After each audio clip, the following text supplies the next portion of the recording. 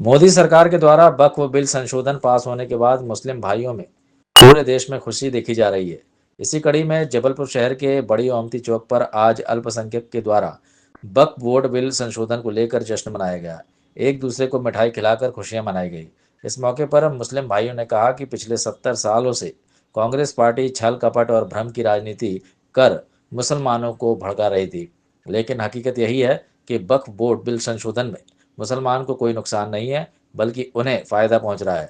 उन्होंने कहा है कि कांग्रेस पार्टी या वक्फ बोर्ड ने इन 70 सालों में करीब मुसलमानों के लिए ना तो कोई स्कूल बनाए, ना ही कोई मेडिकल कॉलेज बनाया और ना ही कोई अस्पताल बनाई गई। वक्फ बोर्ड में सिर्फ कुछ चुनिंदा लोगों को ही फ़ायदा पहुंचा रहा था। केंद्र द्वारा जो वक्फ बिल लाया गया और दोनों सदनों में पास होने के बाद आज मुस्लिम समाज यहाँ पर खुशी जाहिर कर रहा है। आज़ादी के बाद से वक्फ की जो लाखों करोड़ों अरबों रुपए की जो ज़मीन है उसके ऊपर जो लोग काबिज हैं उन्होंने कभी भी कौम के हित के लिए कोई काम नहीं किया। अध्यक्ष बन गए, उपाध्यक्ष बन गए, एन कैन प्रकरण जाके अहदों पे जाकर बैठ गए।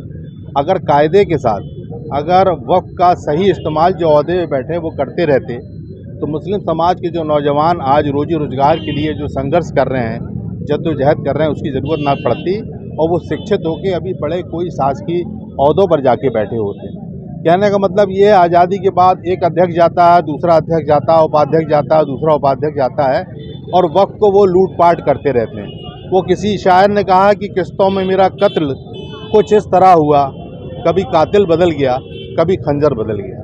कहने का मतलब ये है कि मोदी जी ने आज मुस्लिम समाज को एक ऐसी सौगात दी है जो मील का पत्थर साबित होगी और आने वाले समय में मुस्लिम समाज की तालीम तरक्की के लिए रास्ते खुलेंगे। तो आज मुस्लिम समाज के सारे लोग यहाँ पे इकट्ठे होकर मोदी जी को धन्यवाद दे रहे हैं, मिठाइयाँ बांट रहे हैं और उनका शुक्रिया अदा कर रहे हैं कि आपने हमारी कौम के बारे में बेहतर तरीके से सोचा और आगे हमारी कौम को उससे भरपूर लाभ होगा। इस तरह का वक्फ बिल को लेकर पूरे देश के अंदर विपक्ष जो है छल चित्र का वातावरण बनाकर अल्पसंख्यक तबके को भ्रमित करने का प्रयास कर रहा है, जबकि वक्फ बिल जो देश के अंदर पास हुआ है वो अल्पसंख्यक जो तबका है देश का उसके हित में है।